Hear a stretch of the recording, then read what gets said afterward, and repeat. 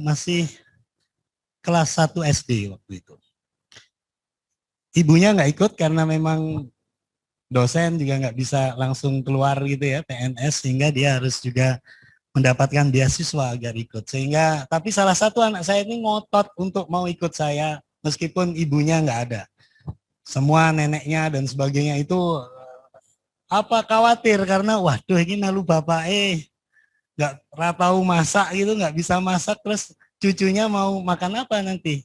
Tapi anak saya ini ngotot. Akhirnya pada suatu kesempatan saya ngobrol dan oke, kita putuskan untuk ngajak anak ini, dan saya nyoba belajar sama istri saya caranya masak.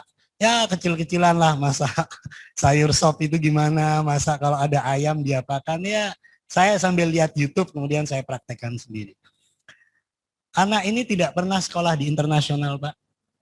Tidak bisa bahasa Inggris satupun karena memang dia sekolah di sekolah negeri, biasa-biasa saja sekolah negerinya, SD-nya kelas 1. Sehingga saya waktu itu membayangkan mudah-mudahan dia bisa adjust dengan sekolahnya yang internasional, ketemu orang baru, bahasanya bahasa Inggris. Sehingga ketika ke sana saya selalu sebenarnya ingin nungguin awalnya, tapi gurunya bilang udah nggak usah. Ketika masuk itu pertama kali dikenalkan, udah nggak usah, ditinggal aja. Kamu nggak usah khawatir kalau nanti ada apa-apa, kamu saya SMS atau saya teks gitu. Nah, saya balik lagi ke kampus. Kebetulan sekolah SD negeri itu namanya Clayton North Primary School, itu dekat sekali dengan kampus saya di Monash University di Clayton itu.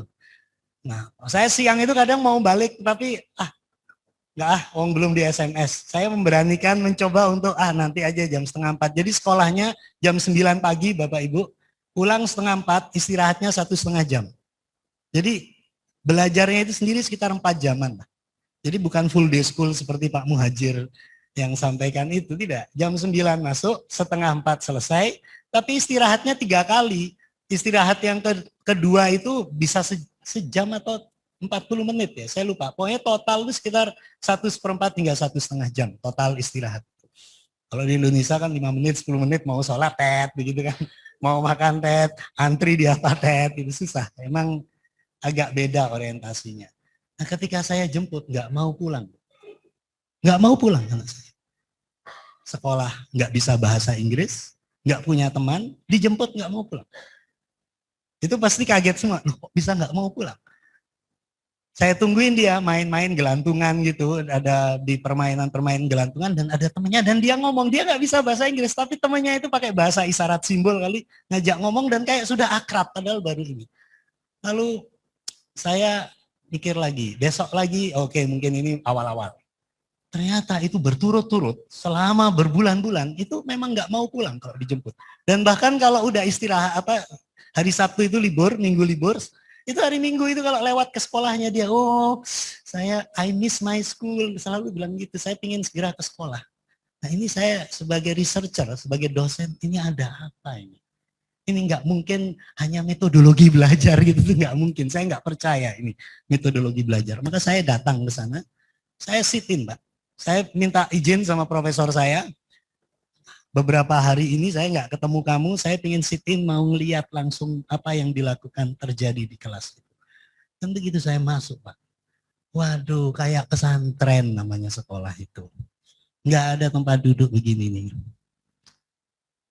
Gelosor anak-anak itu duduknya. Udah itu gurunya itu pakai ya gini nih lah. Gini.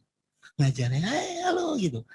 25 anak, 28 deh, saya lupa. Ya mirip-mirip sekolah swasta di Indonesia ini, nggak banyak-banyak amat, nggak dikit-dikit amat maksudnya. Tapi apa yang terjadi, antar kelas 1 sama kelas 2 nggak ada sekat, Pak. Itu kelas 1 di sana, kelas 2 di situ. Tapi tidak ada rame satupun sepanjang pelajaran. Fokus belajar padahal gurunya nggak teriak-teriak. Padahal mereka mempraktekkan kerja-kerja itu, tetapi semua anak fokus pada proses belajar itu sendiri. Karena apa? Karena yang dibangun di sana adalah saya ngelihat kecakapan skill dan metodologi itu tadi. Jadi ketika masuk gurunya itu nanya pertama kali, halo, kemarin kan ini baru libur, kemarin kalian ngapain aja dengan keluarga? Ada nggak yang main ke keluarganya? Ada yang ngacung gitu ya kalau libur itu. Saya dari Brisbane, ada yang saya dari Sydney, saya dari di sana makan apa? Makan pisang. Oh, makan pisang ya. Gimana, enak nggak makan pisang? Enak. Kira-kira kamu tahu nggak harga pisang di sana berapa? Oh, ada yang bilang $2 gitu. Kalau di Melbourne berapa? $2,3. Kenapa kok beda ya? Kenapa kok yang di Sydney di Brisbane $2, di Melbourne $2,3? Kenapa ya? Pada mikir gitu ya. Oh, aku tahu karena aku belinya di pasar. Yang satu lagi bilang, oh, aku belinya di mall. Satu lagi bilang, aku belinya sama temanku. Kenapa kalau di pasar sama di mall beda ya? Anak kelas 1 2 SD loh. 1 kelas 2 SD cara belajarnya itu begini. Dari apa? Kehidupan sehari-harinya. Singkat cerita, gurunya itu mengajak anak-anak untuk belajar tentang inflasi. Bayangkan, kelas 1, kelas 2 SD, belajar inflasi, tetapi bukan inflasi adalah, tetapi dari kehidupan sehari-hari dia.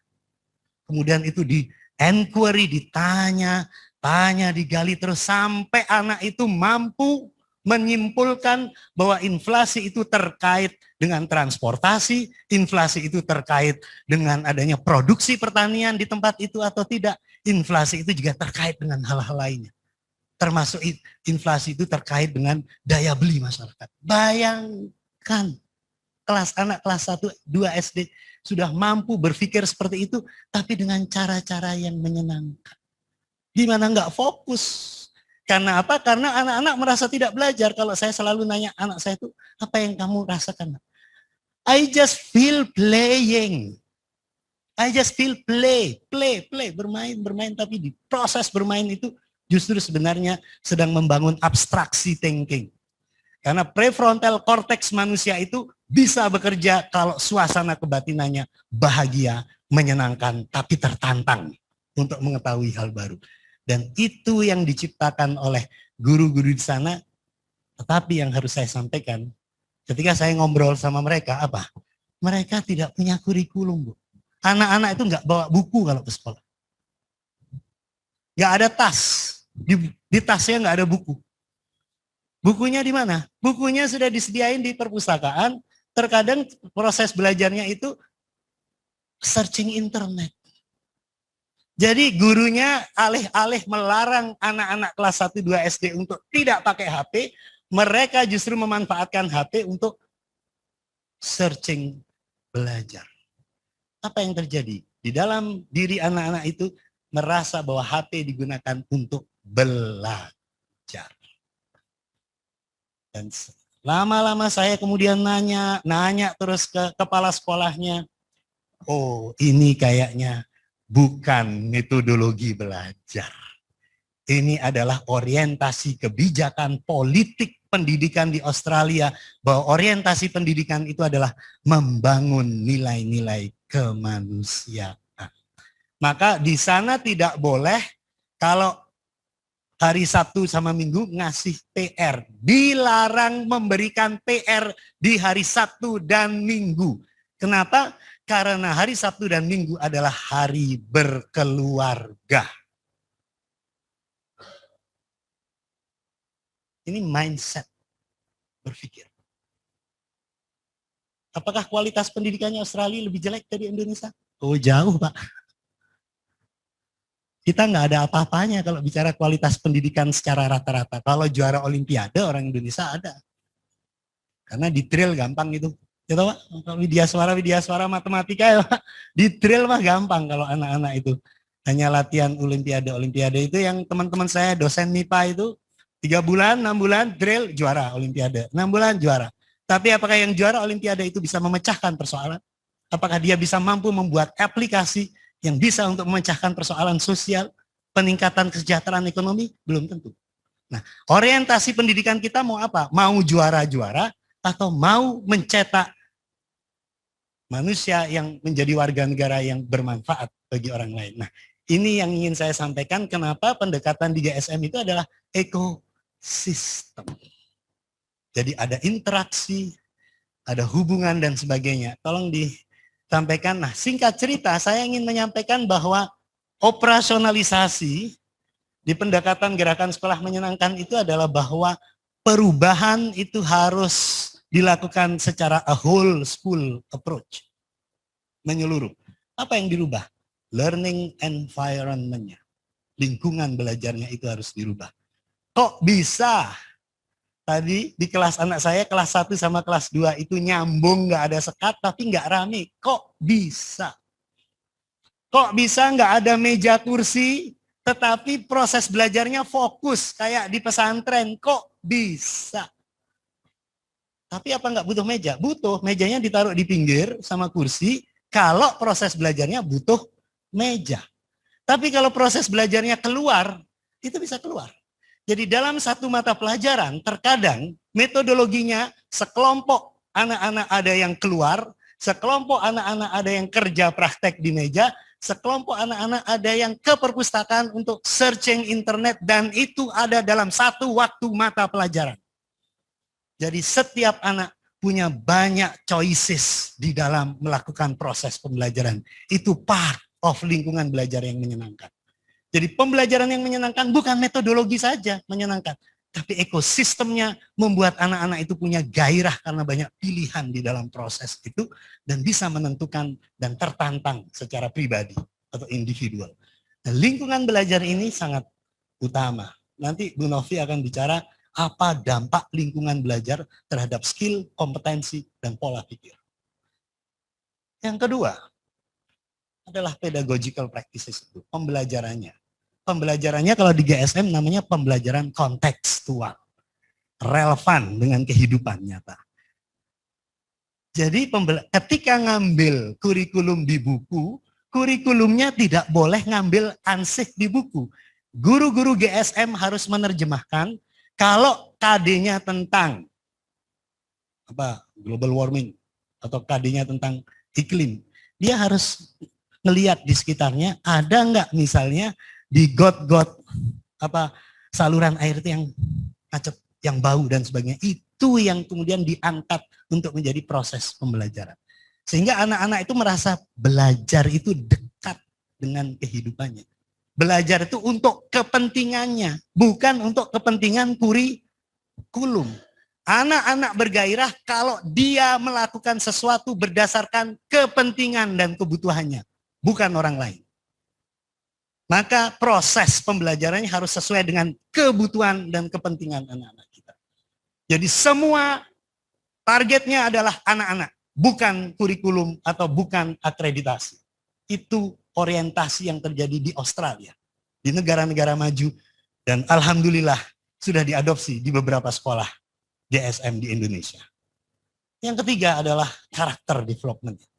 Karakternya yang terbangun itu tadi, agar punya kecakapan sosial, agar punya life skill, agar punya mental balance, maka yang dibangun pertama kali adalah resilience. Apa? Mental untuk adaptif, mental untuk tetap tangguh, mental untuk tetap selalu stay tune, keep going. Kenapa kok pembelajarannya harus menyenangkan? Karena dengan menyenangkan akan muncul passion, gairah. Gairah itu harapan hidup. Harapan tentang masa depannya itu mau jadi apa. Gairah itulah yang mengakibatkan dia punya daya juang ketika melalui proses-proses itu. Orang bergairah karena tahu akan merdeka, maka dia akan berjuang melawan penjajah Belanda meskipun dia hanya pakai bambu pincing. Karena dia tahu dia sedang merdeka, ingin merdeka. Kalau dia tidak tahu merdeka itu apa, tidak diajarkan Soekarno, ya ngapain aku perang? Nggak ada gunanya. Kalau cuma perang untuk kepentingannya raja, ngapain? Nanti yang kaya cuma raja. Tapi kalau merdeka, maka saya bisa mengatur diri saya sendiri. Jadi semua orang ikut berperang. Dan ketika ada yang mati, dia mungkin shock, tetapi dia tetap punya daya juang itu. Maka passion itu harus ditumbuhkan di dalam ekosistem belajar ini. Nah, karakter itu begitu. Saya jadi ingat Rasulullah ya.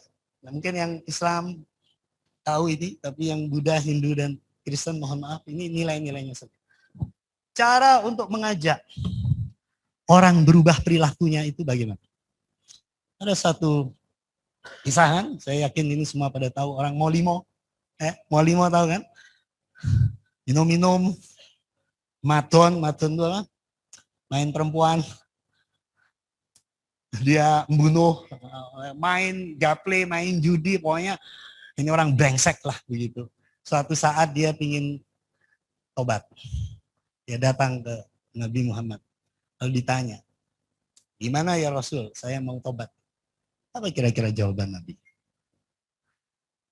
Tauhid itu, sholat, tobat. Nabi tidak mengajak begitu. Apa yang jawab Nabi? Mesti kita tahu. Perubahan, memulai perubahan itu harus mudah. Jawaban Nabi adalah, jangan bohong. Dah, kamu pulang. Ah, cuma jangan bohong aja. Ya Rasul, ya udah, jangan bohong, kamu pulang. Ketika pulang, dia nemui orang lagi minum-minum. Dia mau ikut minum-minum kan? Tapi dia ingat, nanti kalau aku ketemu Nabi, aku ditanya, kamu minum-minum lagi nggak? Wah, bohong aku kalau minum. Nggak jadi dia minum-minum. Nah, dia ketemu di gitu-gitu, tempat-tempat cewek-cewek begitu, dia mau ikut main.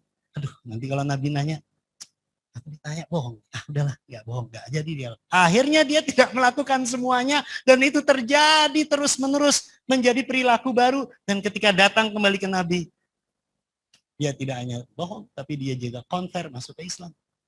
Jadi perubahan perilaku itu lakukan dengan mudah. Kalau Bapak Ibu mau perubahan perilaku, kurtilas kurikulum, tapi caranya dengan mengisi RPP berlembar-lembar. Siapa yang mau melakukan? Nggak akan ada perubahan. Kalau dapat dokumentasi RPP-nya bisa itu. Tapi nggak akan ada perubahan nyata, itu nggak akan ada. Nah, di GSM perubahan itu dilakukan dengan mudah. Makanya kita caranya bukan dengan nilai-nilai Pancasila dan sebagainya, tapi dengan social emotional learning. Anak-anak itu diajak untuk mengetahui dirinya, diajak untuk mengetahui kekuatan dirinya, kelemahan dirinya, diajak untuk empati terhadap orang lain. Jadi proses belajar yang relevan itu harus nyambung dengan perasaan empati dan feeling. Jadi satu kesatuan. Nah, itu dilakukan dengan mudah. Besok caranya ya, tidak sekarang. Yang keempat terakhir adalah school connectedness. Bagaimana ekosistem sekolah itu harus terhubung dengan lingkungan rumah, lingkungan komunitas sosialnya RT, RW, dan isu-isu global.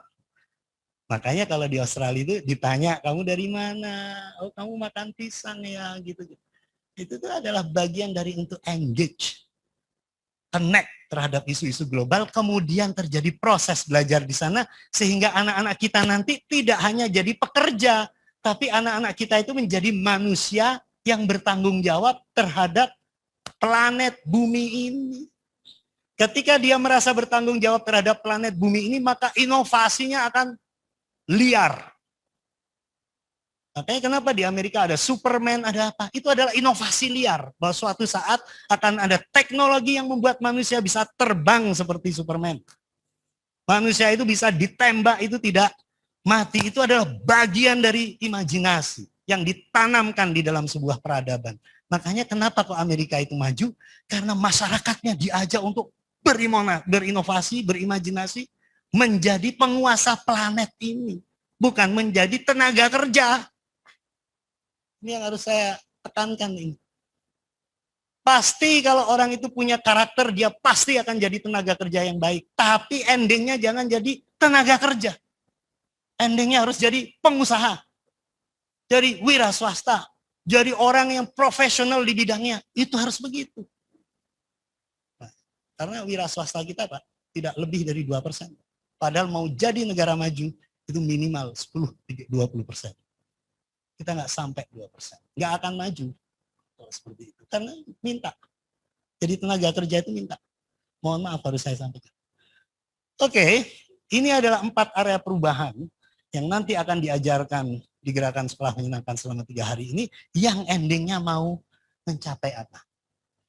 Well-being. Secara individual dan secara sosial. Jiwanya itu sudah selesai dengan dirinya sendiri.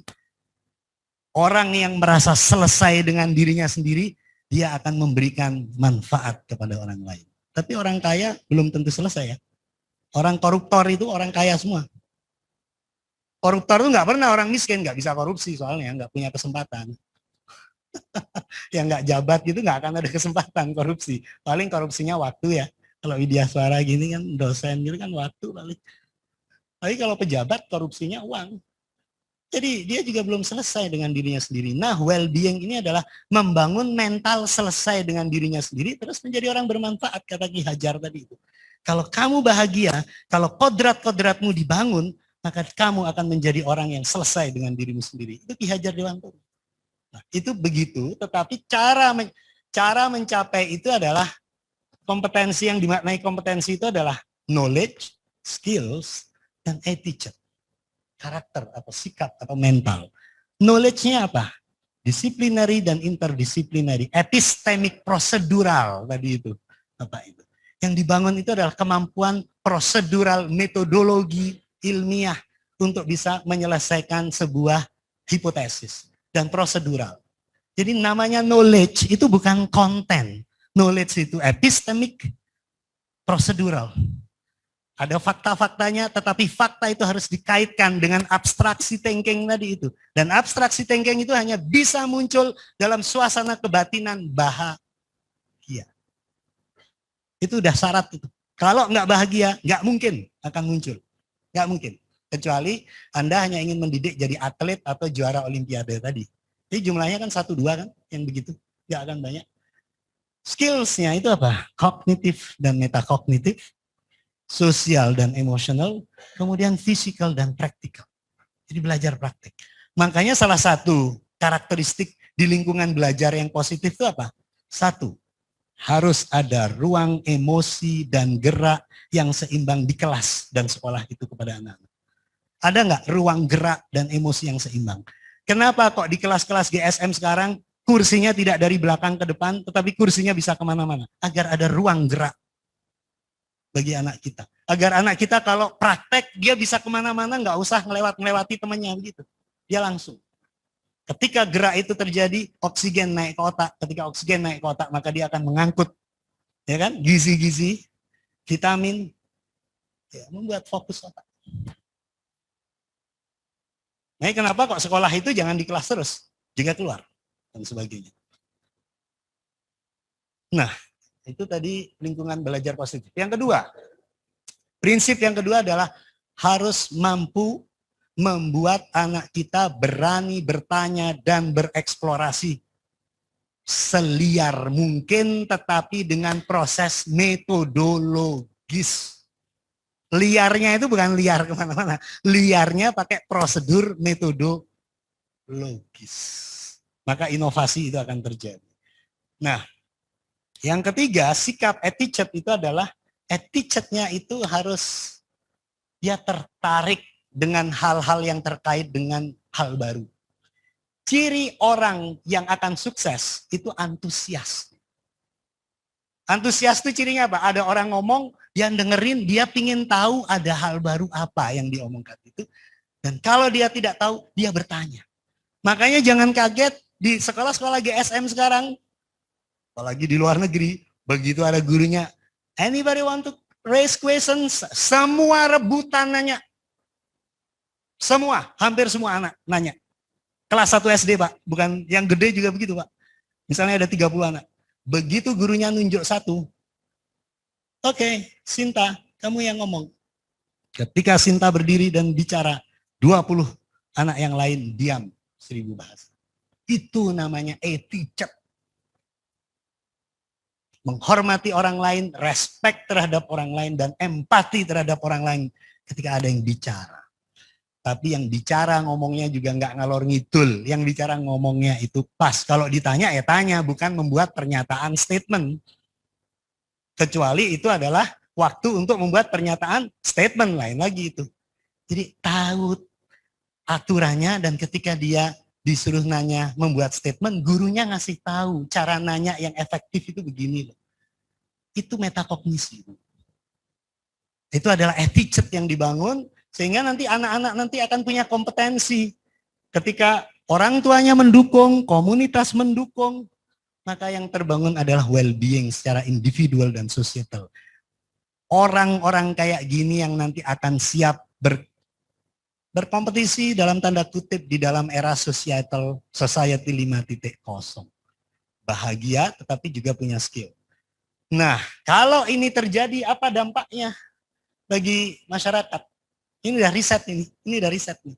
Dampaknya satu, dia akan mudah diterima kerja.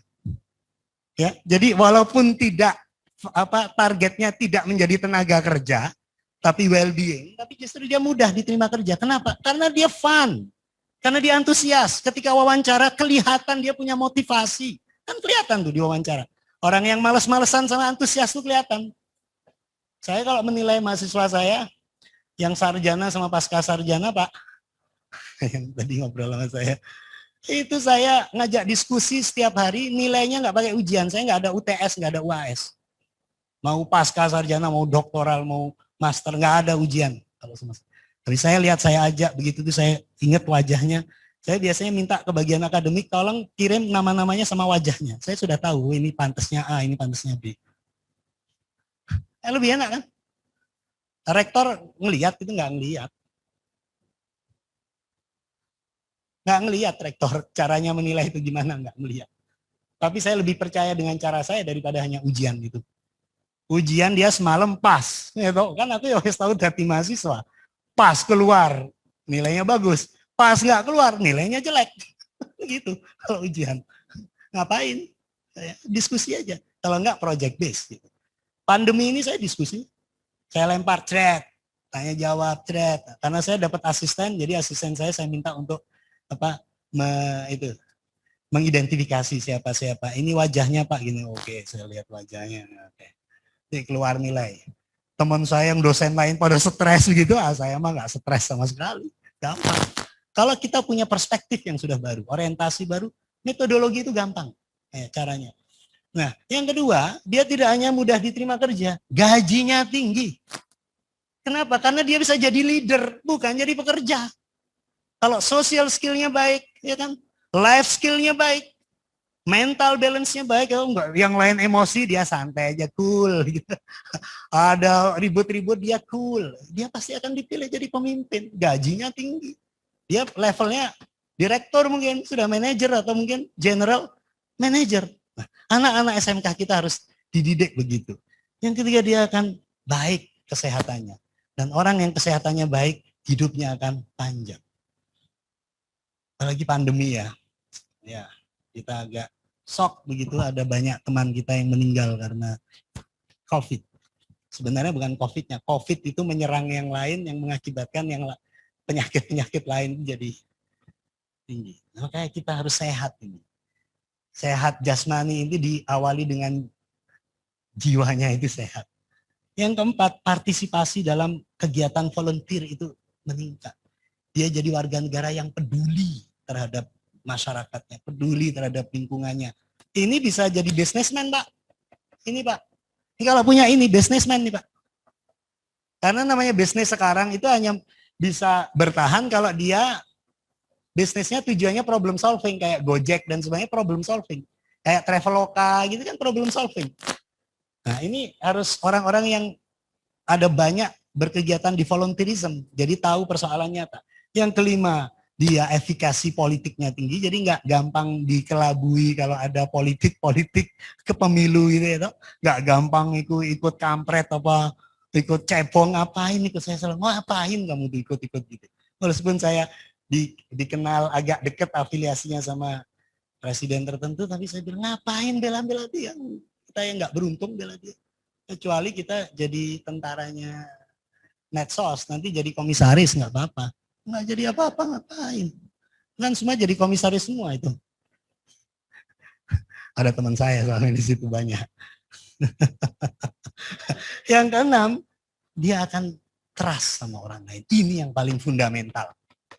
Negara-negara maju, kenapa undang-undangnya jalan, kenapa hukumnya jalan, kenapa regulasinya jalan? Karena antar satu dengan yang lain saling percaya. Makanya yang pertama kali katanya jangan bohong itu berintegritas, bisa dipercaya. Jadi sebenarnya Nabi itu sejak abad ke-7 itu sudah ngajari. Skill yang paling utama adalah percaya, tidak bohong dan berintegritas. Itu sejak abad 7 itu. Kalau orang itu sudah saling percaya, ada undang-undang dia percaya. Kalau orang itu sudah tidak percaya, keluar undang-undang, dia nggak percaya sudah. Program Merdeka Belajar, iya pon, bos kayak paling. Udah begitu duluan di sininya. Paling nggak mungkin. Nah, itu semua begitu Pak. Akhirnya dia menelurkan kebijakan daerah yang tidak percaya. Akhirnya nggak jalan. Makanya kenapa kok pendekatan GSM itu tidak ke birokrasi, nggak nawar-nawari, karena kita nggak percaya dalam sistem masyarakat yang masih belum ada trust society, ngapain lewat mereka? Mending kita melakukan perubahan dari akar rumput. Dampaknya nyata dirasakan anak-anak, dampaknya nyata dirasakan oleh guru-guru, dan ketika guru-guru dan anak-anak itu merasakan dampak yang baik, maka mereka biarkan jadi marketernya GSM. Jadi GSM nggak nawar-nawari, mereka sekarang yang jalan. Ini yang nawar-nawari kan Pak Dirjen, bukan saya.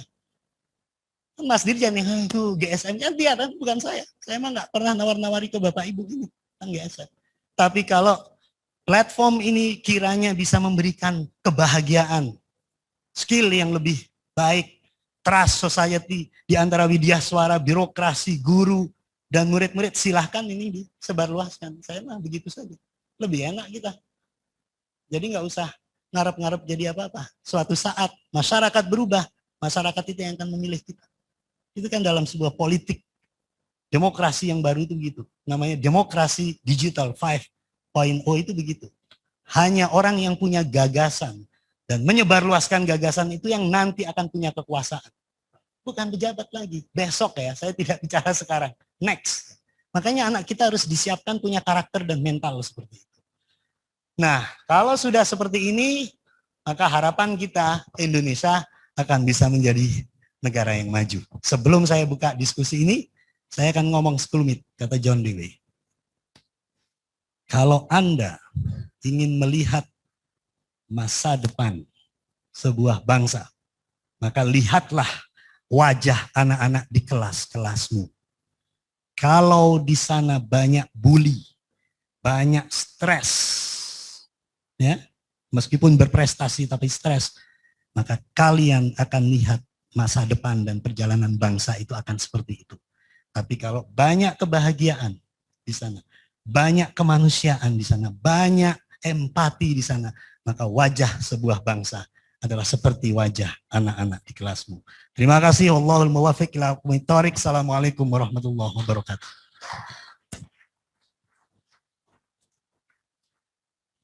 Oh iya, enggak apa-apa. Ingin bertanya, berdiskusi, di online juga mungkin ada yang ingin bertanya, dipersilahkan. Silahkan, kita masih punya waktu 15 menit. Ada yang bingung? Oh ya, silahkan, ini yang muda dulu. Baik. Bismillahirrahmanirrahim. Assalamualaikum warahmatullahi wabarakatuh. Waalaikumsalam. Sebutkan nama, Mas. Baik. Saya Dani Pak, dan Hidayatullah dari Departemen Otomotif. Sangat berterima kasih, ini momentum yang bagi saya ketemu orang-orang seperti Bapak itu yang kalau udah ngomongin mindset berarti kan Bapak sudah banyak di dalam melakukan elaborasi dan segala macam, sudah ketemu ini itu, sudah melewati jembatan yang menumbuh kembangkan. Bapak beride bahwasannya formula ini adalah formula yang tepat mungkin Pak ya. Nah, dan saya membaca Bapak sudah menakar bahwasannya suatu negara yang maju itu adalah ya negara yang berawal dari mindset gitu ya. Dan pertanyaan saya mungkin Pak, kapan Indonesia melewati pendidikan itu bisa mengubah, misalkan kalau sekarang yang stakeholder itu yang diperlukan itu industri. Nah, kapan sih Indonesia dengan karakternya yang sangat kompleks ini melewati pendidikan itu bisa mengubah kebutuhan pasar atau masyarakat gitu. Terima kasih. Terima kasih Mas Dani. Langsung aja. Langsung aja, nanti tidak lupa. Pasar industri itu bergerak sangat tergantung dari kebutuhan pasar. Mana terbalik. Kenapa kok sekarang bukan minyak katanya, tetapi data. yang menjadi sumber emasnya itu. Kenapa? Sekarang itu ketika Anda itu ngupload posting di semua medsos, semua, Facebook, Instagram, semua, itu data Anda diambil. Dan Anda sebenarnya dikategorisasikan di artificial intelligence, cloud computing, bahwa namanya tadi Mas Daniel. Mas Dani ini kesenangannya ini, postingnya sukanya begini. Kalau nanti ini begini-begini, oke, data itu disebar ke banyak industri. Ini Amazon nih misalnya, jualan buku. Ini gampang aja. Seret. Oke. Daniel saya tawarin nih, Daniel. Seret. Saya kasih buku tentang mindset. Nanti kan Anda akan baca e-book itu dari 1 hingga 200 halaman. Di halaman keberapa Anda itu matanya akan lama. Di halaman keberapa Anda nggak buka-buka lagi, di situ Anda tertarik, artificial intelligence akan baca, oh dia senengnya apa ya. Itu, jadi nggak perlu nunggu surga neraka. Ya, itu sudah. Kira-kira setiap individu itu sudah ketahuan sekarang oleh artificial intelligence. Ini yang dijual kepada industri. Jadi poin saya, industri ini akan berdisrupsi, akan mengubah cara-cara berbisnisnya berdasarkan kebutuhan dari pasar itu tadi. Makanya sebenarnya kita yang sebenarnya bisa mendrive, mengatur industri itu kita sebenarnya. Kodak, bangkrut kan? Ya nggak? Nggak ada lagi kan Kodak. Apakah jumlah orang foto? Nggak ada. Oh jangan salah. Orang yang foto sekarang itu meningkat 1000, 2000 kali lipat dibanding dulu. Tapi kok Kodak bangkrut? Karena dia hanya satu alat, satu fungsi. Manusia itu butuh banyak choices. Makanya buat smartphone salah satunya bisa untuk foto-foto selfie. Ada aplikasi Instagram, Pinterest dan sebagainya untuk menampung foto-foto selfie-nya manusia. Kodak bangkrut karena tidak mengetahui kebutuhan-kebutuhan manusia ini. Tapi industri yang lain berkembang karena tahu kebutuhan itu. Jadi poin saya adalah dunia pendidikan itu bisa mendrive kebutuhan industri kalau pintar dunia pendidikannya. Masalahnya orientasi kita menyuplai dunia industri itu yang kebalik. Harusnya kita itu menyuplai orang-orang yang bisa mendrive dunia industri. Hanya orang-orang yang selesai dengan dirinya, orang yang bahagia, orang yang berinovasi, dia yang akan menciptakan industri baru. Bukan dia hanya pekerja industri itu. Itu ya Mas. Terima kasih. Silakan. Silakan. Di belakang sana ada. Silakan. Nama. Ya, nama saya Edison Ginting. Oh, ini tadi yang diceritain. Punya anak atlet dunia ya. Selamat ya. Makasih Pak. Anak ibunya tuh Pak, saya nggak pernah beranak. Wah ini orang baik berarti Bapak ini merendah. Iya Pak, banyak hal yang kita terima. Pertanyaan saya sebenarnya berkenaan dengan apa yang sudah Bapak lakukan. Tadi kan untuk sekolah menyenangkan itu harus disupport oleh paling tidak 4 aspek. Mulai dari learning environment, school connectiveness, pedagogical practices, sama character development. Nah dari pengalaman Bapak sekian ratus sekolah ini untuk membuat mereka bisa menciptakan sekolah menyenangkan, bukan guru menyenangkan ya, sekolah menyenangkan, apa kira-kira hambatan mereka? Terus kalau mereka berhasil menurut Bapak diakibatkan oleh apa? Terima kasih Pak. Waduh, pertanyaannya singkat. Dari Medan Bapak ini ya? Orang Edan Pak. Ahli komunikasi kayaknya, singkat pada jelas, angel meneh. Singkat pada jelas susah. Ya. Susah. Namanya saja sudah Edison. Pertama, kalau dari riset di SD-SD Pak, yang berubah pertama kali dari 4 area perubahan itu lingkungan belajar. Layout kelas, setting tempat duduk, membuat kesepakatan kelas, itu ternyata mengubah semuanya. Nanti Bu Novi akan bicara itu. Tapi kalau SMA ini sama SMK, pembelajaran yang relevan dulu. Karena apa? Gurunya bukan guru kelas, gurunya guru mata pelajaran.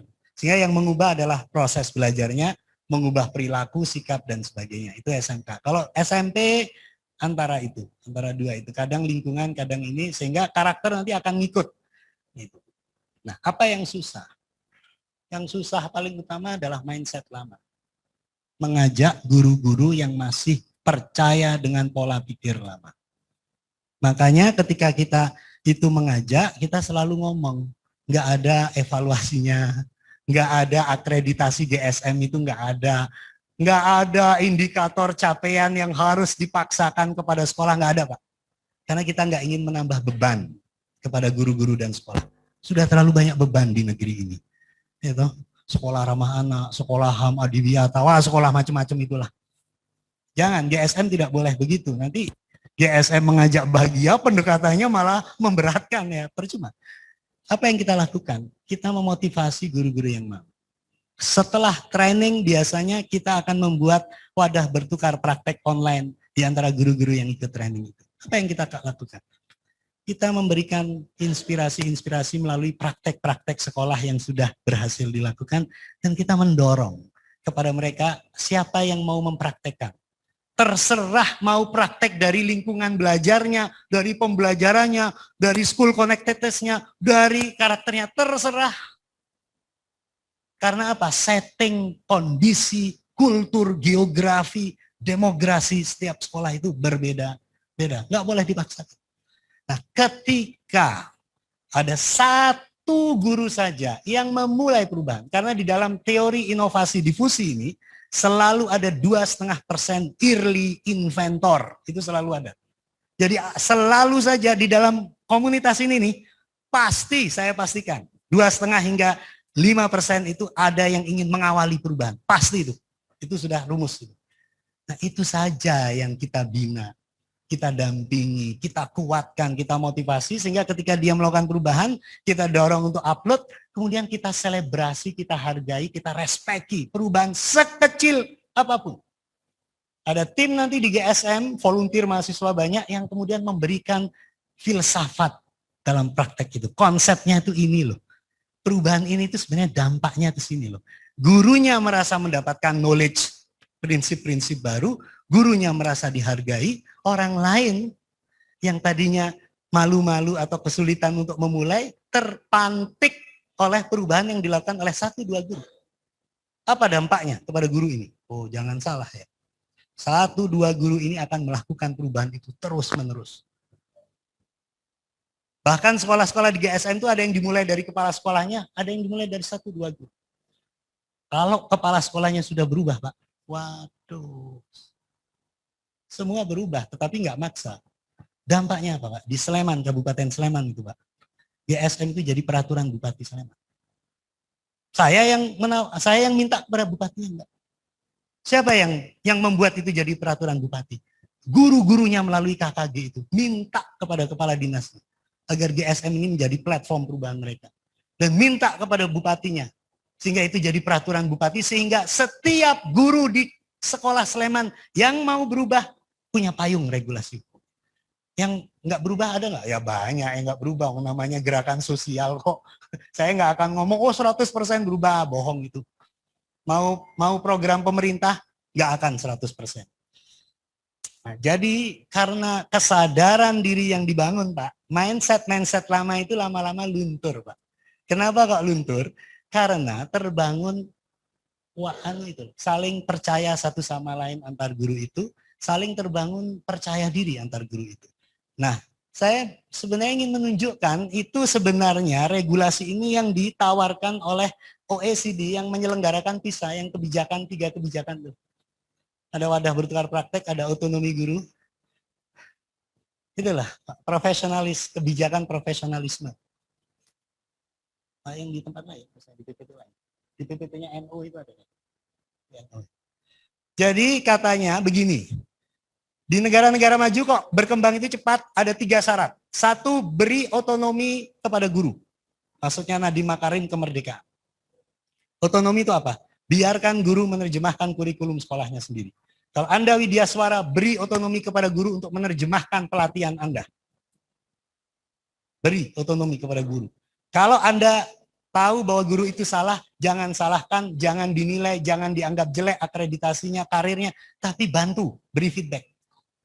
Nah, agar Anda tidak kerja sendirian, Anda ciptakan wadah bertukar antar sekolah. Setidaknya Anda membina 5 sekolah, ya sudah 5 sekolah itu. Buat, pakai WhatsApp, gampang. Ini era teknologi. Dan itu Anda pantik, Anda buat trigger, Anda motivasi mereka untuk memulai perubahan yang kecil dulu saja. Biarkan nggak ada salah benar di situ. Biarkan mereka merasakan sendiri pengalaman perubahannya. Sesekali mereka disuntikkan knowledge dan skill baru. Once itu begitu mereka percaya diri. Wah, mereka nanti akan buat perubahan setiap hari, malah Anda nanti yang akan stres untuk mendampingi. Karena setiap hari itu ada perubahan. Di komunitasnya Gerakan Sekolah Menyenangkan, Pak Ginting ya. Ratusan upload praktek. Ratusan setiap hari. Itu bisa jadi kurikulum sendiri tuh. Itu jadi data-data. Makanya mahasiswa S1, S2, S3 di UGM, risetnya malah di GSM sekarang, bukan di psikologi atau bukan di Fakultas Pendidikan, karena nggak punya data. Di GSM data banyak banget. Itu bisa jadi tesis, bisa jadi disertasi, itu bimbingan saya ada yang gitu-gitu. Mahasiswa saya capstone tuh yang IT, Pak saya boleh nggak buat apps ini, buat GSM boleh nggak? Weh silakan. Langsung ngobrol sama ini, jadi ada ruang-ruang kebebasan sebagai manusia di sana.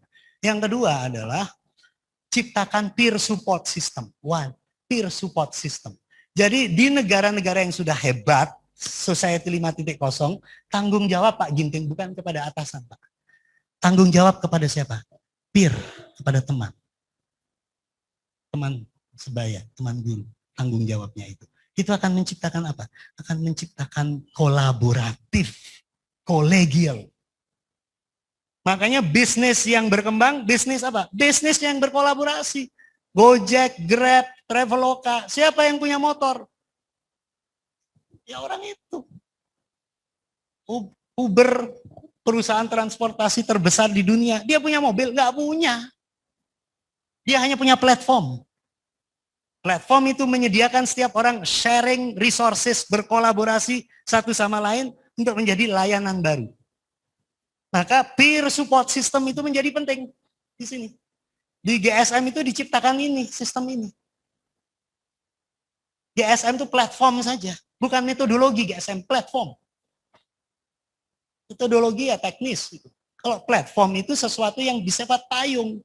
Harusnya ini pemerintah ini yang melakukan ini, karena nggak bisa ya kita saja. Makanya Wikan ngajak kita untuk dikawinkan bagaimana regulasi itu bisa menganggarkan, bisa mengajak birokrasi lainnya, tapi platformnya pakai platformnya GSM. Saya ngomong kalau kamu nggak pakai platformnya GSM, putus kita hubungannya. Ini Pumpung online kan, dia dengar pasti. Putus aja, nggak perlu sama GSM, cari orang lain, karena GSM bukan konsultan. GSM ini platform perubahan, nggak pakai pemerintah, nggak paten, istilahnya Pak. Jawa Timur itu nggak paten, dia jadi tahu karena saya orang Madura. Orang Madura ini jangan ditantang katanya. Basis pengetahuannya untuk mengajar, untuk mengupgrade. Selain insentif uang, tapi insentif knowledge, insentif skills, insentif perspektif baru. Kenapa kok senang ikut GSM? Kenapa kok GSM itu kalau webinar, oh itu ratusan yang ikut. Dan ya Mas Iwan ya, wah itu terus. Kenapa? Karena dia dapat perspektif baru, bukan teknis-teknis. Yang menggerakkan moral itu adalah perspektif. Makanya kenapa kok Nabi itu bisa menggerakkan orang? Karena dia bicara wahyu, dia bicara nilai-nilai kehidupan. Dia bicara nilai-nilai kemanusiaan, bukan bicara hanya sholat. Sholat itu bagian dari itu. Tapi yang dia bicarakan adalah nilai-nilai. Makanya pemimpin, bapak-bapak ini birokrasi yang bicarakan nilai-nilai. Bicarakan adalah visi ke depan. Bukan teknis-teknis, ayo belajar bareng-bareng, ayo belajar bersama-sama melalui peer support system ini. Nah kalau tiga ini dibangun dengan ekosistem yang tepat, dengan regulasi yang tepat, dengan birokrasi 5.0, saya percaya Indonesia akan menjadi salah satu negara innovator.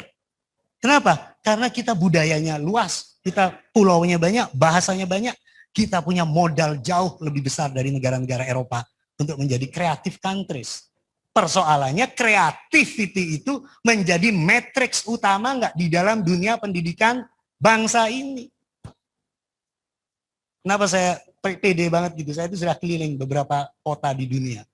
Kalau namanya festival Mas, Indonesia kui wedan ngidap-ngidapi luar biasa.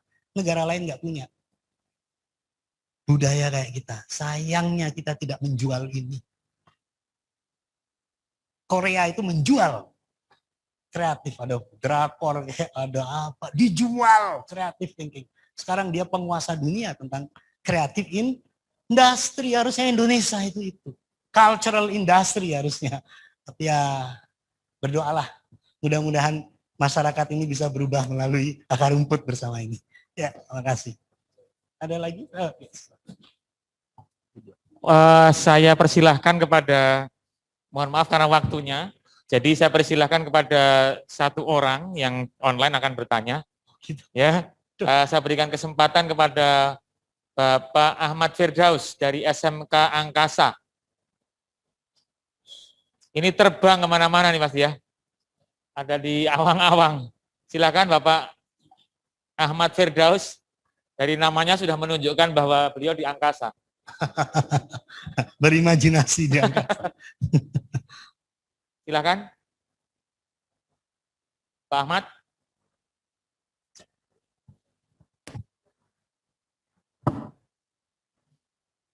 Ini yang mau bertanya Pak Ahmad atau Pak Asep ya? Silakan Pak Ahmad.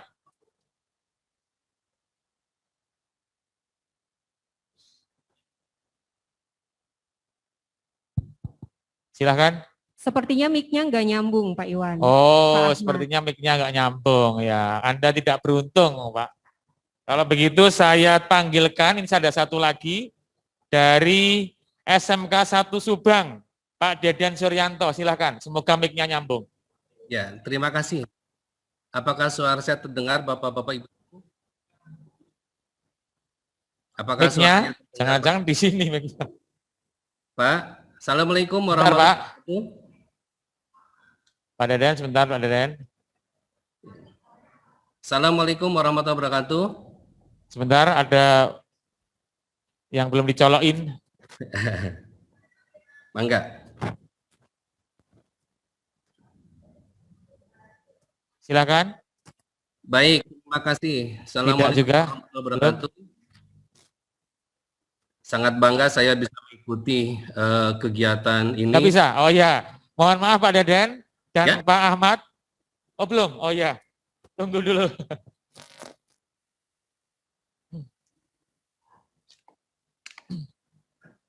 Sudah barangkali Bapak? Silakan. Ya, terima kasih. Assalamualaikum Sudah? warahmatullahi wabarakatuh. Belum muncul?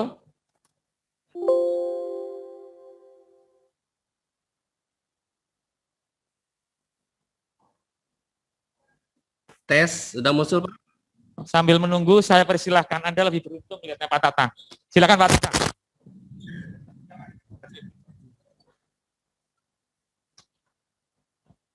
Assalamualaikum warahmatullahi wabarakatuh. Mohon maaf Pak Deden. Ya. Ya, terima kasih. Pak Rizal. Pak Rizal, terima kasih.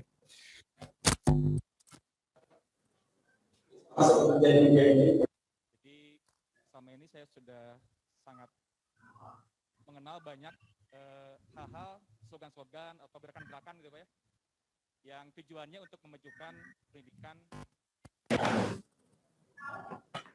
Sekarang lah, mungkin baru kali ini ya, baru hari ini saya mengikuti kegiatan tentang gerakan sekolah menyenangkan. Itu mungkin bagian slogan atau gerakan yang sebelum-sebelumnya pernah saya ikuti gitu Pak, seperti itu.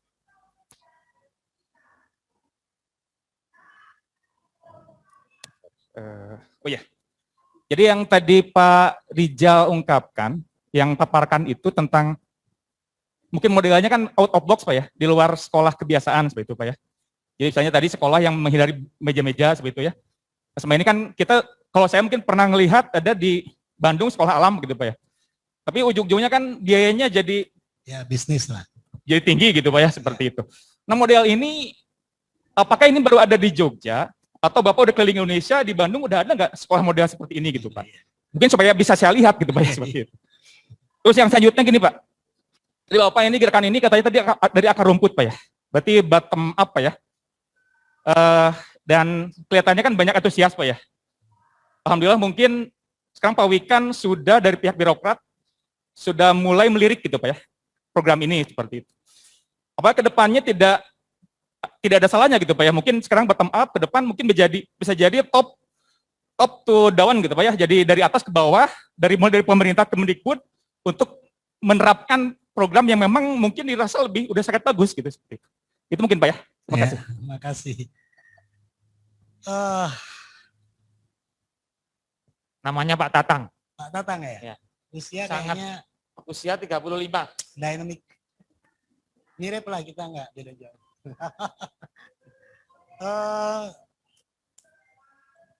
Di Bandung ya? Kayaknya di Bandung belum.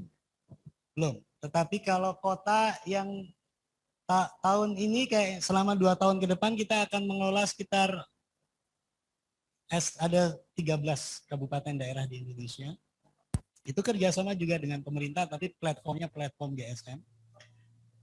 SD tapi sama SMP. Kalau yang SMK kayaknya ini sama Diksi ini, SMK PK kalau nggak salah. Tetapi juga kita pendampingannya atau mungkin proses kerjasamanya dengan Dijen Diksi ini adalah balai besar akan kita dorong untuk menjadi counterpart dari Dijen Diksi dan GSM di dalam menyebarluaskan ke SMK-SMK di luar SMK PK. Jadi mungkin akan se-Indonesia tentunya ya.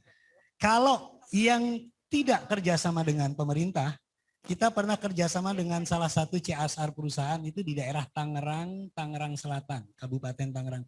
Itu sudah ada 200-300 yang workshop, tetapi sebarannya mungkin sudah 1.000 sekolah. Saya sendiri nggak ngerti. Kalau sebaran kan sudah diadopsi, apakah caranya benar? Belum tentu benar juga, namanya saling mengadopsi ya ada benarnya, ada yang kurang gitu. Dan kita biarkan wadah bertukar praktek itu yang akan mengkoreksi sendiri. Terkadang nanti kita akan melakukan social skill webinar buat para penggerak. Jadi kita sudah punya berapa ratus penggerak yang ada di seluruh Indonesia. Sayangnya belum ke Bandung. Mudah-mudahan dari balai besar ini menjadi pionir dan pilot project pertama di Bandung dan Jawa Barat. Kita beri aplaus lah sama balai besar ini. Yang kedua, tadi nanya apa? Oh, suatu saat, top dong. Ya tergantung presidennya. Saya juga nggak ngerti presidennya maunya apa kan begitu. Kalau sama kementeriannya ya silahkan mau diadopsi, tetapi kalau nggak pakai platform kita ya silahkan kerjakan sendiri. Kita mah nggak mau, ya kita bukan konsultan. Jadi kalau bukan konsultan, kalau nggak pakai platform kita ya kerjain sendiri, jangan kerja sama-sama kita. Kita tetap akan bekerja di akar rumput. Karena Nabi Muhammad aja 22 tahun, mosok kita sebagai orang biasa baru 4 tahun sudah nyerah, ya jangan dong. Ya, kalau bisa kita 50 tahun. Nggak ada yang tahu. Makanya saya selalu bilang sama guru-guru itu, jangan jadi lilin. Karena kalau jadi lilin, memang Anda bisa menyinari dan menerangi. Tapi ketika Anda terbakar, Anda akan mati. Dan ketika mati, tidak ada yang akan meneruskan cahaya perjuangan Anda. Jadi jadi arang. Susah mungkin membakar, susah hidup, dan susah untuk menyebar kepada arang lain.